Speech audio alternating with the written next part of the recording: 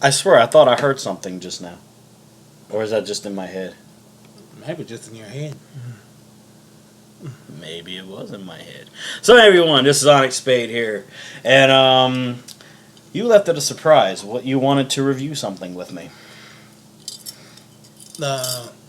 Basically, the franchise of Jason Voorhees, aka Friday the 13th. Ooh, Friday the 13th.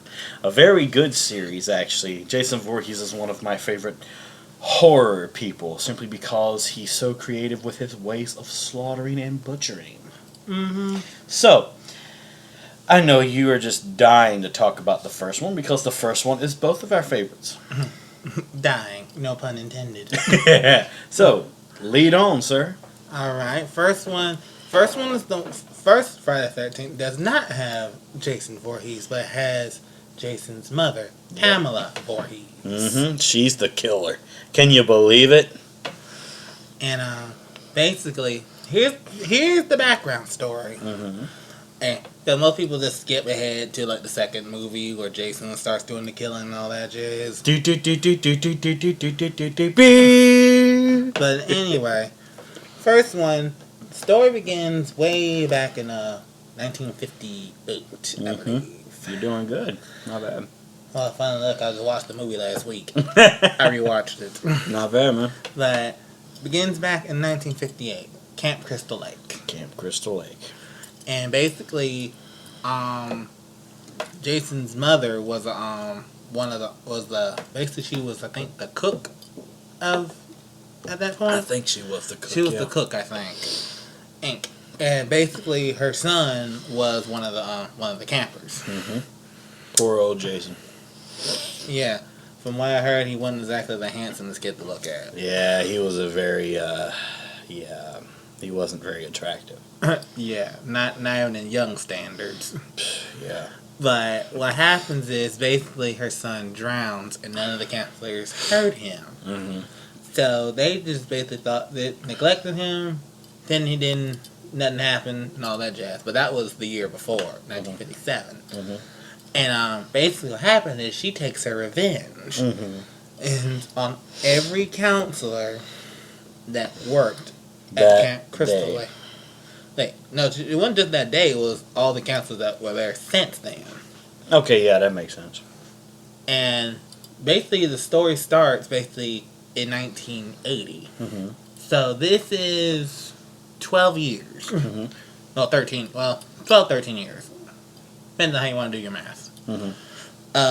Basically this bad luck Camp Crystal Lake, what some people called it Camp Blood.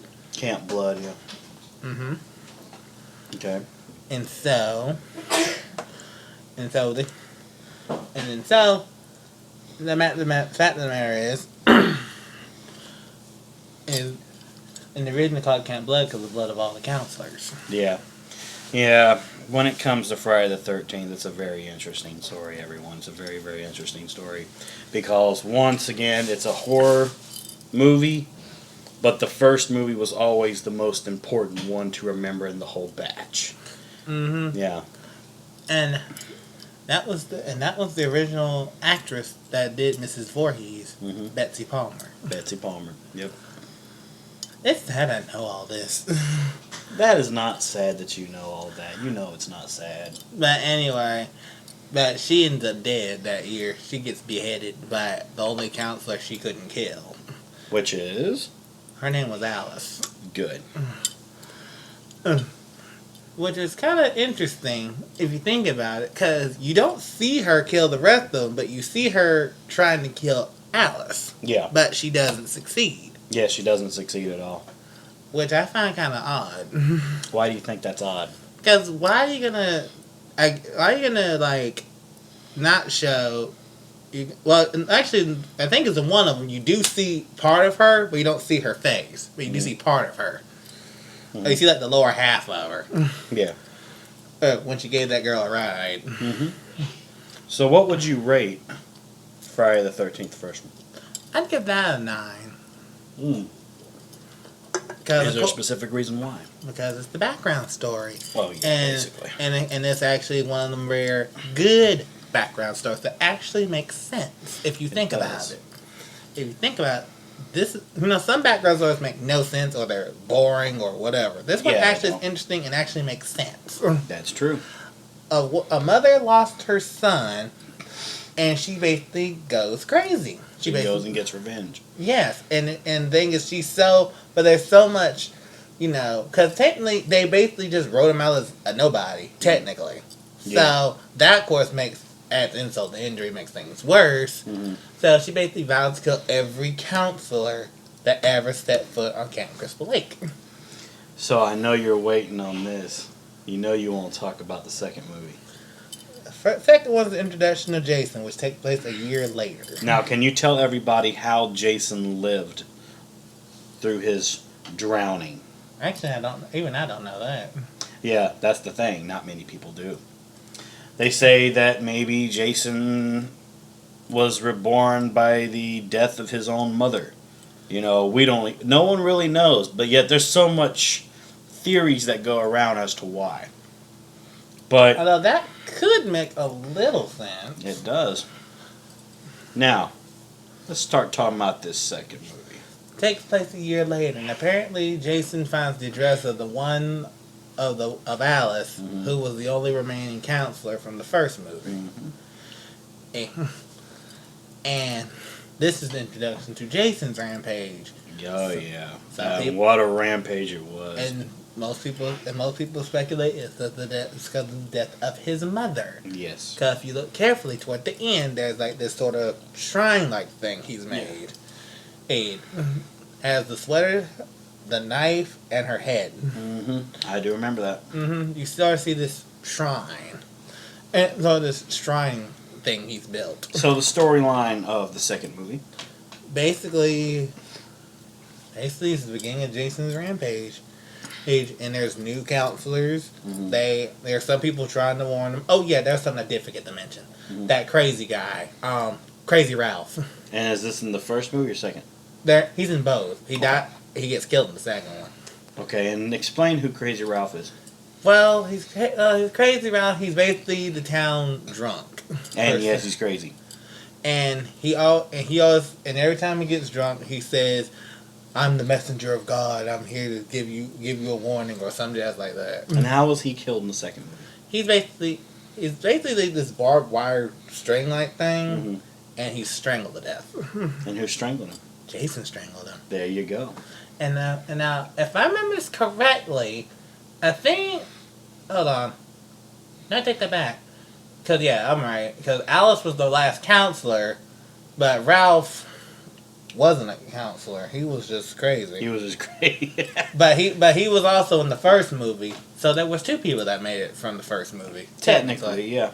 It was Alice and Ralph. Now, in the second movie, which slaughter do you think was the most creative? Because you got to notice that there was a lot of creative slaughterings in all of the Jason movies. The most creative? Yeah, I mean, he used different ways to kill people, man. I'm going to say in the second one...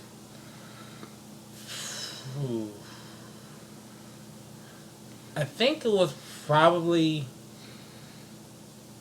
when he killed Jeff and Sandra.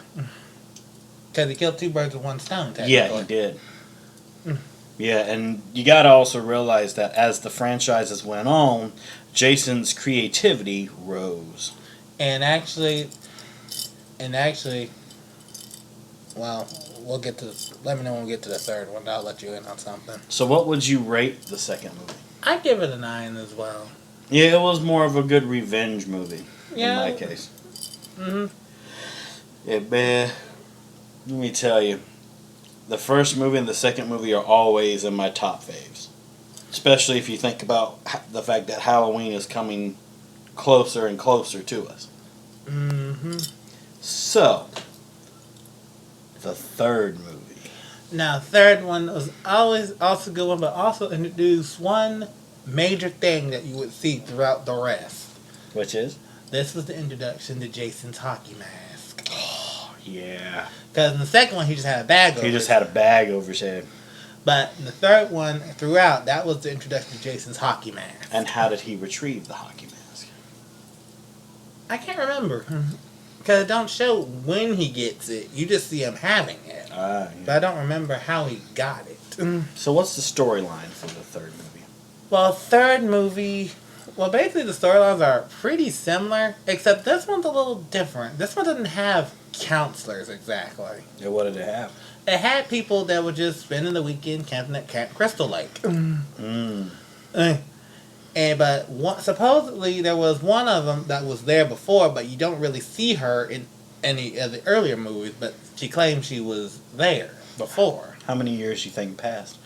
At this point, I think maybe I don't think much time has passed because in the beginning you see the last girl, Jenny, I think her name is. Mm-hmm. She survives. She's not. The only time she appears when she appears on the TV set. She's not really in the third movie. Mm-hmm. But I don't think it's much time. I think maybe it's another year, give or take. Maybe a few months. Maybe 10 months. Okay. What do you think was the most creative killing in the third one? The most creative one has got to be when he killed those bikers. And how did he kill the bikers? Well, you don't see the death of one of them, but you see her kind of hung on the wall via a pitchfork. Now, just for everybody's record, the reason why I have Ninja Dragon 22 explaining everything to you is just to twist things up for y'all. Because I know these movies like the back of my hand. He does as well, and I know what he's talking about. So don't think that I'm just giving all the credit to him or anything. I actually know what all happens in all of these movies. I'm just giving a little more pizzazz. So, let's get back to me not breaking the fourth wall. But you said the pitchfork one was the most creative. When he killed them two bikers. There's 3 bikers total, but 2 of them died swung by a pitchfork. What would you rate the third movie? I'd give it an 8.5 because it was still good. Mm-hmm. And actually, it was one of the few handful of times that you do see a scene with Jason without his mask. Yes. And the strange part in this one, though, I think it was the only one when he was demasked, but he was still human-like. Yeah, he was still very human-like. Looked like an escaped convict. He kind of did, didn't he? I'm not kidding. I know you're not kidding. Because when his mask comes off when he's hung, and the girl managed to get the barn door open, he's hung there. Now, what was the title of the first 3 movies? They were just called Friday the 13th, and there was part 2 and part 3. They didn't come up with secondary titles to the fourth one. And the fourth one was just called the fourth one. Well, we may as well start talking about the fourth one. So start talking about the fourth one then. Straight enough, it's the fourth movie, but they don't call it Friday the 13th Part 4. What do they call it? They call it the final chapter. It's supposedly the last Jason movie, which we all know is a bullshit lie. So, and I like this one too, actually, because basically in the beginning, if you've never seen any of the first 3, it gives a background, basically a review of the prior 3 movies. Yeah, I know about that. I actually like the fourth one the best in my case. Yeah, because it does give you, if you've never seen the other 3 before, and you just went and saw the fourth one, it gives you a little bit of background of the prior 3. Now, what is the fourth one about? Fourth one is this little kid named Tommy Jarvis. Mm-hmm. Yeah, that sounds about right. Tommy Jarvis. And his family, which is basically his sister Trish, and his mother, and his dog Gordon. Gordon the doggy. Woof woof. Alright, continue on. But anyway, fourth movie, more kids are camping around Camp Crystal Lake area. I know. Seem to come in pairs, don't it? Yeah, it does seem to come in pairs. It's quite odd. It was probably a formula for the Friday the 13th movies. Yeah, it was. Just too bad we don't know the entire formula as of yet. Yes, it's such a mystery. But anyway, then there was let's see. I wouldn't say I had a favorite scene in the fourth one, except probably what happens with the nurse and the other. I don't know. Oh, yeah, I know what you're talking about. It's early in the movie. Yeah, I know what you're talking about. So what would you rate? I give it an 8. I give it an 8. Just for the simple fact that it's still good. There's nothing bad about it. So, in a nutshell, what fully did happen in the movie? Well, basically, Jason strikes again, kills these teenagers, these kids, Mm-hmm. kills the mother, unfortunately, Tommy's mother. Mhm. And this is another instance where Jason is demasked. Mm-hmm. And how Tommy gets Jason is rather interesting. How so? It's basically, I guess, a form of psychology. Mhm. Because when you see Tommy, when Tommy makes first man, he's got this big head full of hair, right? Mhm. Yeah, the head full of hair. And he basically shaves his head bald. Mhm. And to make himself look like Jason when Jason was a kid around the time he drowned. Mhm. Supposedly Jason was bald, evidently. Yeah, apparently so. At least that's speculation. Mhm. And basically Tommy goes crazy and just stabs him to death. Stabs Jason to death. Yeah, basically. Yeah. Too bad what happens to his sister. And what happened to his sister? Well, see, in the end of the fourth one, she's hospitalized. And she's hospitalized, but you don't know what happens to her after that. Yeah. And when we get to the next chapter, which is chapter 5. Yeah, this is where things should have actually ended. Was in Well, the actually- final chapter. Well, the rest of them weren't bad. Well, number 5, Tommy's older. Mm-hmm. And what's the fifth one called? It's called A New Beginning. The New Beginning. And fun enough, yeah, this is called A New Beginning. So this is sort of a new storyline. Mm-hmm. Sort of. Anyway, this point, Tommy's older. Mm-hmm.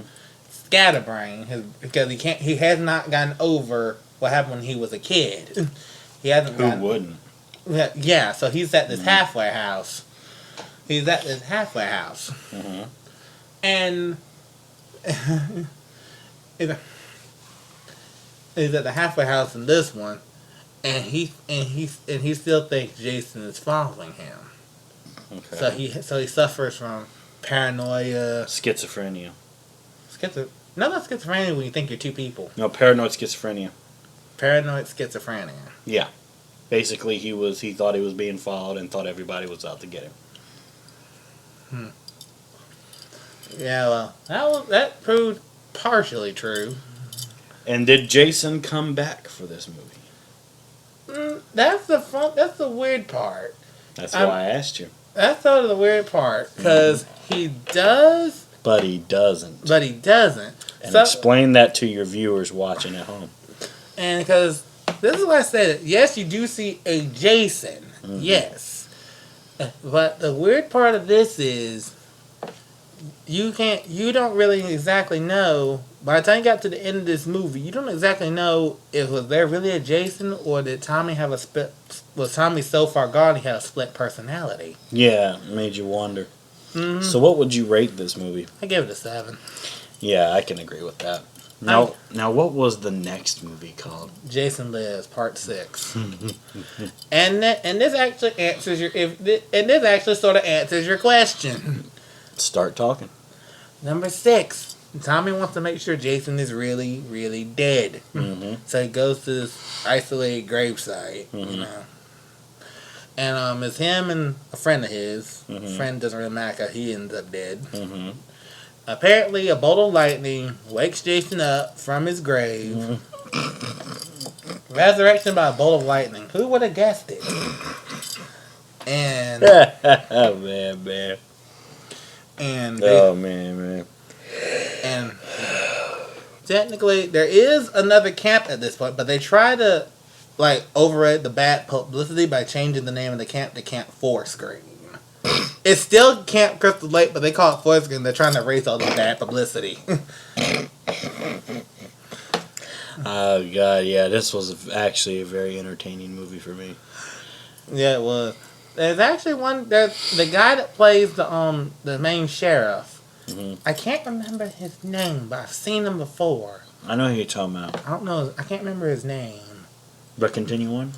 But Tommy basically teams up with the sheriff's daughter. Mm-hmm. Or basically. To try to kill Jason once and for all, he hopes. Mm-hmm. I think one of the interesting killings in this one was the one in the RV. Oh, please tell everybody that one. That's one of my faves. Actually, that's my favorite scene of the whole movie. Mm-hmm. But what happens is there's these two kids in in this RV, right? Mm-hmm. Court and Nikki. That's what it was. Court and Nikki. Mm-hmm. And no, not Nicki Minaj. Shut up. It's Anyway, Mickey. anyway, they're in this RV, doing what sex crazed teenagers do. Humping. Actually, that's what she was doing. She was riding the hell out of him. Yeah, I remember But- very well. Yes. So what happens is Jason sort of pulls the plug on this encounter because she had this stereo plugged to this tree outside. Yes. That gets ruined, technically. And tell me how they died. Well, basically what happens is when they're outside, Jason somehow gets in the RV, right? And apparently the guy can't drive for shit. So the girl's being thrown backwards all the hell. So she's about to come to the front, and then Jason was in the bathroom, and eventually slams her head into the side of the wall or something. Mm-hmm. Then I guess he stabs the guy through the head, and then the RV spirals out of control and crashes and explodes. You ever notice that not only does these killings get creative, but they also get much more entertaining? Like, they get really, really funny. They get a little, and every once in a blue moon you get one that's just plain sadistic. Yeah. Mm-hmm.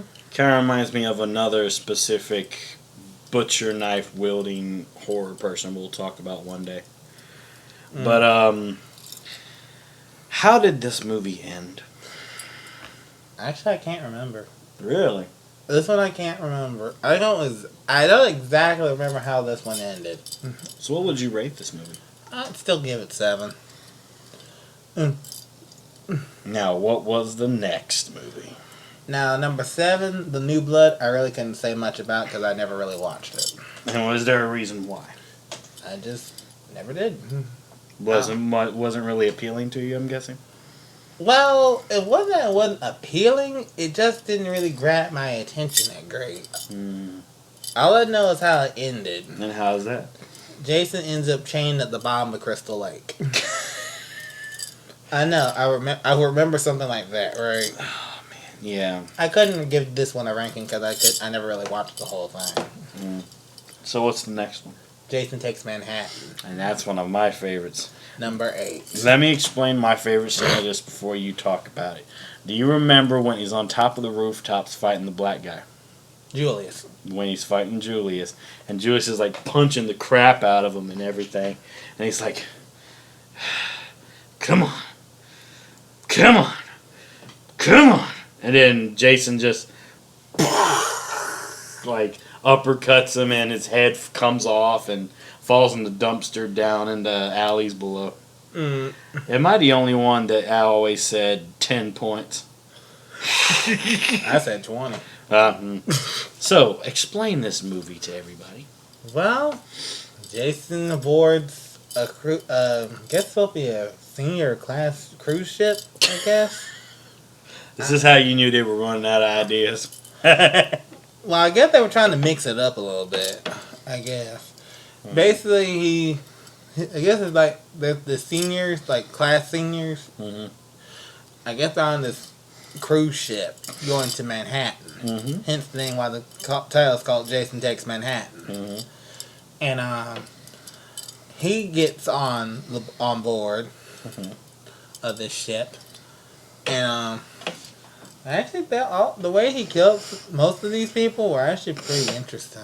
Yeah. I remember when he drowned one guy in a big barrel of water or something. It was toxic waste. Yeah, it was toxic waste. And it was actually the uncle of the niece. The really uptight one. Yeah, there was a lot of creative killings in this one. He killed old girl with her own guitar. Yeah. Which was sad because she didn't even really get a chance to really get in the movie that good. Yeah. That's the one that kind of bummed me a little bit. Yeah. Because she didn't really get a chance to really get in the movie. So what would you rate this movie? Now this one I like a little bit more than I like 5 and 6. So I would give it an 8. I would give it like a 7.5 to an 8. And how did this movie end? Well, which is actually movie is so interesting. It's a lot to talk about. The main girl, Rennie, she keeps seeing these hallucinations, right? She keeps seeing these hallucinations of Jason, but she keeps seeing them when he was a little boy. I know what you're talking about. But she's not sure if it was a sign or she's just going nuts. Which one do you think it is? I think it's a little bit of both, just a little bit. Although he killed the prom queen, I found that interesting. Yeah. Because she was just too snooty. Yeah. She actually- Snooty women deserve to die. I'm just joking. She deserved to die. I don't think, but her friend didn't deserve to die. Not her friend.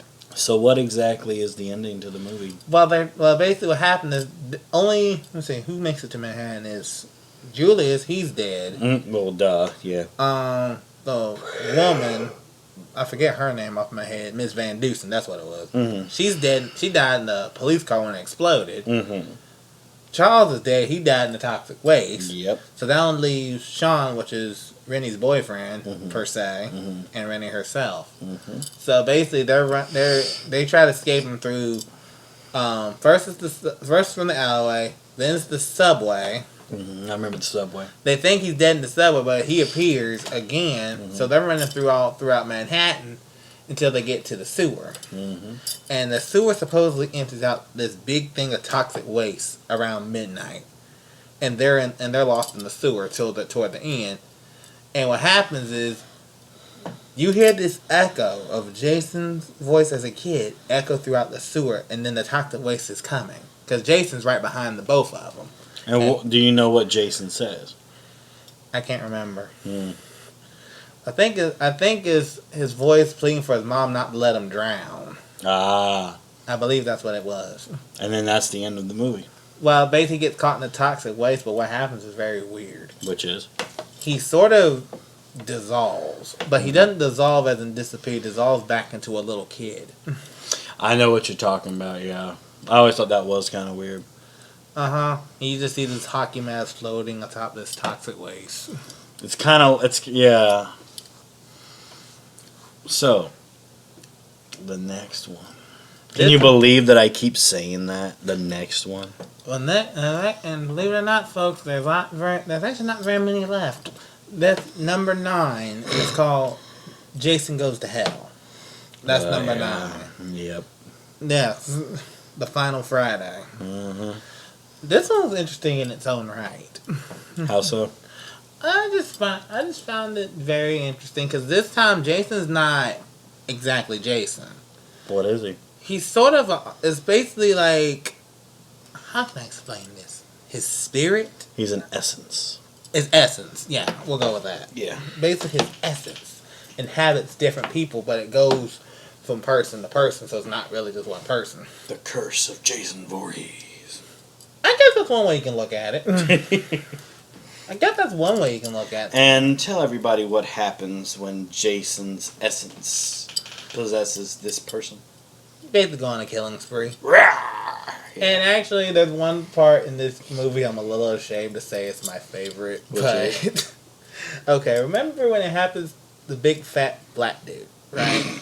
And actually, here's how you can tell when. Shut up! I don't know their names. I know what you're talking about. That's why I'm laughing. But and here's one way you can sort of tell they're possessed. They can't talk. Yeah, they can't talk at all. They just grunt. Basically. And I'm just joking. Go ahead. But then I guess and I'm not sure how the next one is chosen per se, but this guy was basically forced in a way he had no choice but to accept whatever. And he's restrained in the funniest way I think I've ever seen anyone restrained in my life. Which is? I can't quite explain it, but it's kind of weird to see. Try to explain it. Well, his knees are bent up and the feet are restrained, and he's got these straps around his body and a strap around his body. And that way he can't raise his head up, you know. Wow. It's actually, if you saw it, you'll know what I'm talking about. Cause I can't really explain it. I haven't seen it in so long. And what is the ending to this movie? I can't remember. Really? I can't remember the ending. but Nope. supposedly it's like a loophole per Mhm. se to another movie, Mm-hmm. which happens later. Now, what would you rate this movie? I give it a 6.5 per se Mm-hmm. because okay, I ain't gonna say it was a bad movie, but there you didn't have you didn't really have an actual Jason, which Yeah. sort of kind of kills the whole thing. I actually agree with you on that. You didn't really have a exact real Jason, Mm-hmm. so that kind of ruined it a little bit. So that's why that was a low ranking. So, what's the next movie? Well, that depends. It depends which line you want to turn off of. And explain why you say that. Cause like I said, in the end of the Jason Goes to Hell, which is the 9th movie, there's sort of this loophole per se Okay. that leads into another movie. But then there's another Jason movie that takes place in a futuristic tense. And I know what you're talking about too. But how about we start off with the technically next movie, then we'll get into the futuristic one. Technically, the next movie is Freddy vs. Jason. Mm-hmm. I guess we can talk about Freddy versus Jason for this one. Yeah, go. Actually, you can take the spotlight on this one because you really, really like this movie. So, tell everybody about Freddy versus Jason. Well, let's see. It begins with. I'm trying to remember how it began. Oh yeah, it began with Freddy basically recounting his life, and you see some of the background stories from the Nightmare on Elm Street series. Mm-hmm. It's mainly from between the third one and the sixth one, Mm-hmm. and he's basically trying to get back. He's dead at this point, Yeah. so he's trying to get back. Mm-hmm. In comes Jason. And he uses Jason's murdering rampage to come back into life. Yeah, but basically, somehow, I don't know how exactly he did this, but I guess he came back after he killed that girl in Crystal Lake. I'm not exactly sure. I think so too. But he comes back as Jason's mother Mm-hmm. at first. He basically tricks Jason into doing his killing rampage again. Well, no, he tricks Jason into going to Elm Street, Mm-hmm. which everyone knows Elm Street is Freddy's territory. Yep. Hey, and whoever thought that them two places seemed to be so close to each other? I It probably seemed close, maybe. Well, maybe. Yeah, maybe. But anyway, Mm-hmm. basically, Freddy's plan works a little too well. Yes, it does. Because Jason can't stop. Yeah. He sees so much premarital stuff and sexual type stuff and things like that, and goes on a killing rampage. I remember when it was that girl that was smoking too much. Oh, Gib. And she was having sex with that guy, and she went to go take a shower to get the smoke off of her and stuff. And Jason comes in and like turns the bed into a giant sandwich and just like crushes the motherfucker. Yeah. that was rather interesting. And But- you know what's funny? That girl never stopped smoking. She never stopped drinking either. Yeah, true. Because she gets killed later. Yep. Continue on. And the weird part is, I want to say most of the killings were Jason oriented. Yeah. I think Freddy only killed like one of them. Yeah. I think. Well, technically, one of them. Technically, yeah. And actually, he would have been two, except Jason intervened when he was killing the guy that was trying to have sex with the passed out girl. Mm-hmm. So technically, he would have had two, Yeah. except that didn't happen. Yeah, that's true. But Continue on. there's also there's a lot of unanswered questions. That's why because I actually do have this movie, Mm-hmm. and I have the 2-disc version that has all the deleted scenes, which will make the movie make more sense, per se. You want to explain the deleted scenes? Well, there's one particular one that's I found very important that they left out. And what's that? It was the one with it was one of the guys that was in the psychiatric hospital. Mm-hmm. His brother. Mm-hmm. He thinks he sees his brother, right? Yeah. In the bathtub, and he thinks he sees his brother stab himself and basically bleeds to death. Yeah. But in the movie, you don't see that part. Yeah, you don't see that part at all. You see the part where he basically falls asleep, and he walks into the bathroom trying to find this pill that apparently in the Nightmare on Elm Street, they apparently have pills that help you stay awake. I'm not sure if that's true in real life or what. And Yeah, I was wondering that too. but he basically fails in that respect, and because when he goes in the bathtub is empty. Mm-hmm. But when he turns around, it's full of blood, and he thinks he sees his brother rise out of the bloody bathtub. And basically his brother sounds like Freddy, Mm-hmm. and that's the one Freddy. That's the only one I think Freddy technically ends up killing. Ah. Now, what was your favorite part in that film? I had too damn many. Why don't you explain them? I think one of my favorite parts of that one. Mm. Oh wait, the son I forgot to mention. What's that? In Freddy vs. Jason, there's a certain somebody that's in that movie. And who's that? Kelly Rowland. That's true. And, well, yeah, she dies in an interesting type of way. Yeah. Yeah, I remember when it was the part where she almost falls asleep, and she has a dream that Freddy takes her nose. Yeah, I remember I that. thought that was funny. Yeah. I think my favorite part was the part when those three girls, Mhm. it was Kia, Gib, and what's the other girl name? Lori. Mhm. When they're all there and the guys just show up. Yeah, the guys just like literally show up. Yeah, Mm-hmm. I know what you mean. I think that's my favorite part. Ah. And I think my other favorite part where Kia is basically mocking Freddy but don't know that Jason's behind her. Yeah, I remember that too. So I thought the ending of this movie was actually very, very weird. As they all are. Yeah, because technically Jason wins, but technically he doesn't. And yeah, technically Freddy's not dead. Yeah. So it was kind of a bit of a waste of a time of a fight, though. Yeah. But one thing I did find, but I'll bet you this: if they did the same thing except instead of Freddy used Michael, Mm-hmm. that would be very interesting. That would be very interesting. Now that would be a very interesting fight. What would you rate Freddy versus Jason? 7. 8. That's like the only different, rating I would give to your list. Because aside from that, everything else I would give the same rating for. Mm-hmm. But I always liked Freddy vs. Jason a little bit more, especially that soundtrack, man. That's crazy. Mm-hmm. So, I think it's time we talk about Jason X, huh? Never thought that we'd make it this far, huh? Mm-hmm. Yeah, Jason X. This one takes place basically in the future. Well, technically it starts off in the present day, but then it takes place in the future. Because remember, technically in the beginning of Jason X, he's like chained on a thing, but he ends up getting out.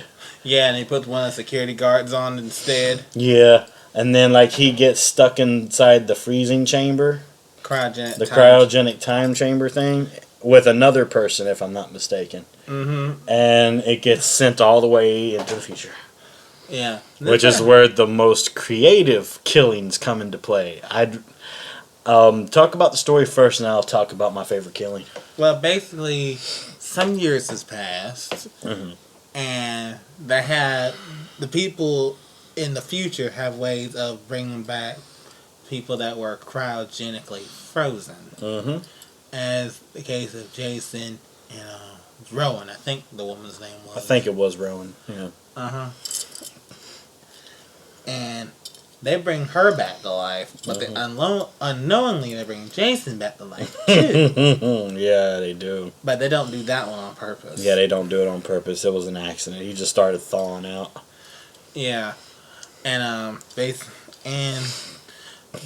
but she has all this information still memorized from way back before she was frozen, because she technically wasn't dead. Yeah, she was. She technically wasn't dead. She was just froze alive, yeah. Yeah, she was cryogenically frozen. Apparently, there's a little difference between frozen to death and being cryogenically frozen.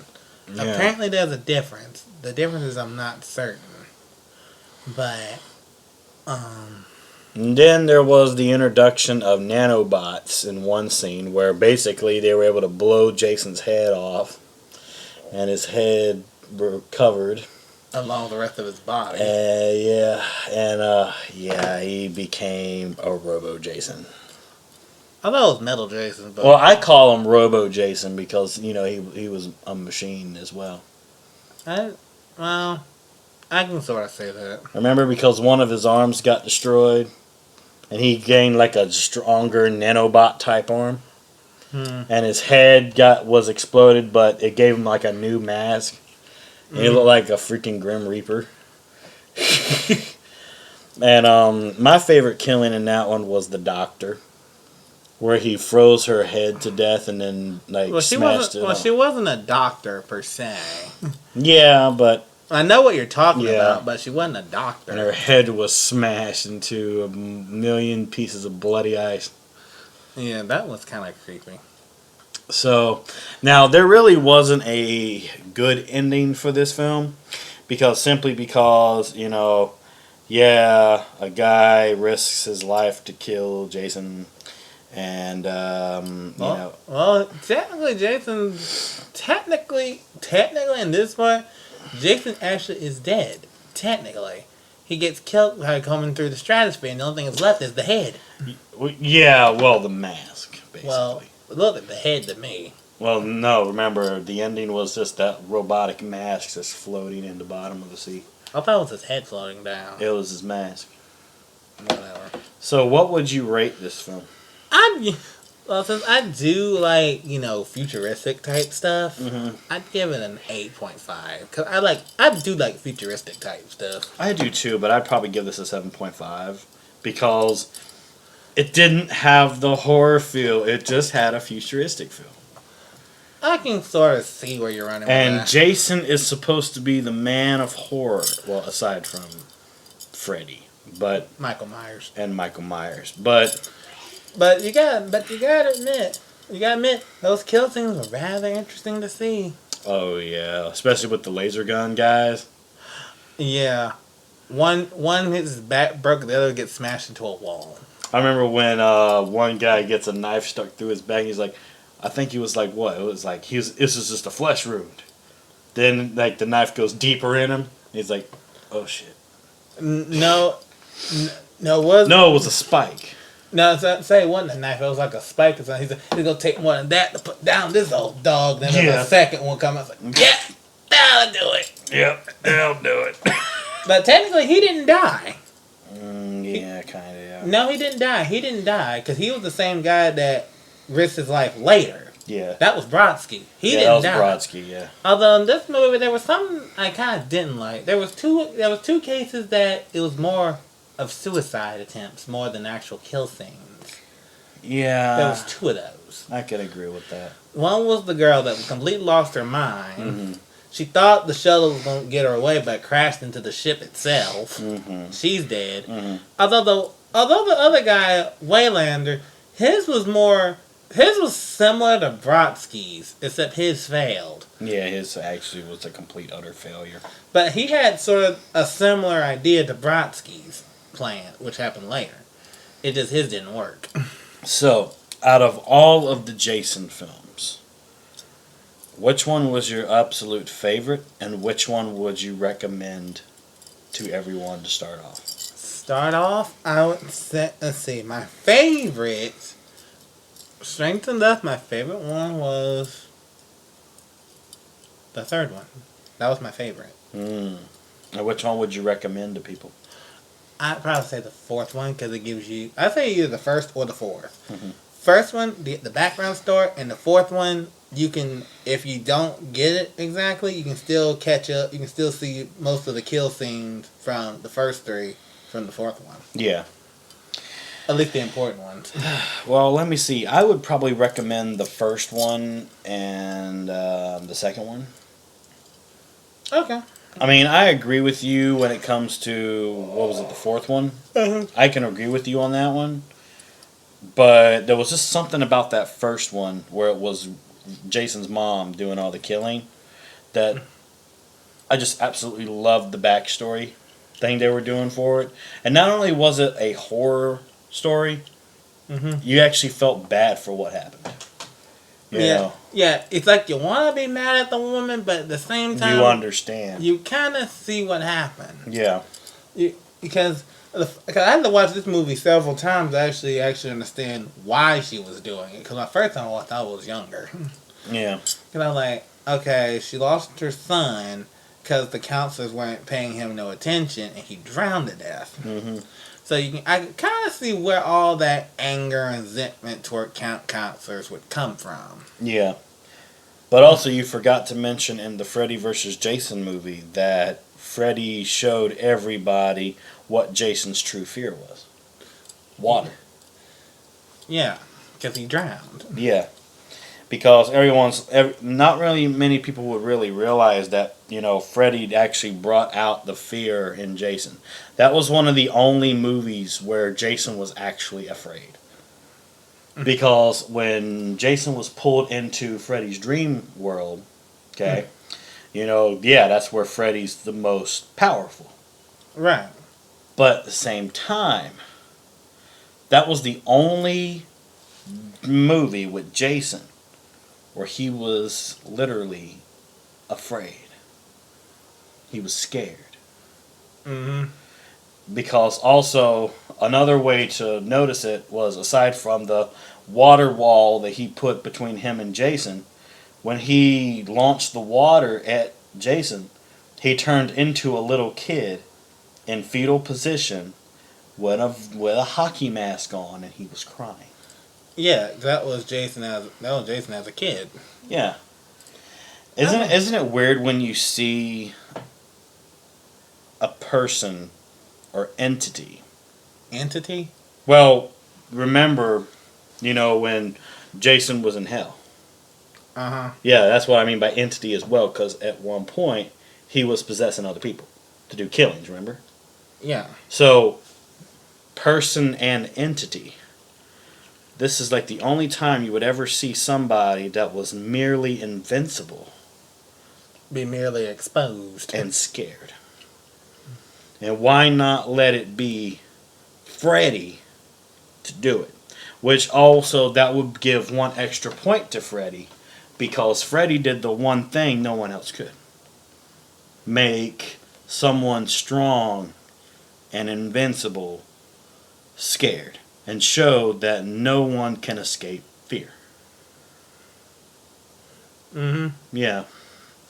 Because I always liked Freddy vs. Jason, because there was a moral to that movie, and I explained to so many people that there was a moral to the movie, and no one really believes me. But now you understand that even the strongest have a weakness. Yes. Like hell, Onyx Spade here, he had a weakness, and it was an NES game called Dr. Jekyll and Mr. Hyde. And what did he do? He beat that like a boss. I still am trying to recover from that game. But even in real life, I have fears, like, height and water and stuff like that. But I actually conquered a fear of mine.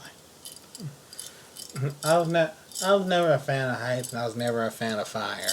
Yeah, I know. But anyways, everyone, thank you so much for watching this really long episode of Movie What. I hope you enjoyed the episode. Like, comment, and subscribe. And also, in the comments below, let us know what your favorite Friday the 13th movie was and why it was your favorite. And I want to tell you personally, thank you for coming back to Movie What. A lot of people have asked about you. And, I think from now on, a lot of episodes of Movie What are going to be featuring you. Because a lot of people seem to like you and your knowledge of movies to be teamed up with me. So, thank you so much for watching this episode. This is Onyx Spade and Ninja Dragon. And thank you so much for watching. And we will see you in the next video.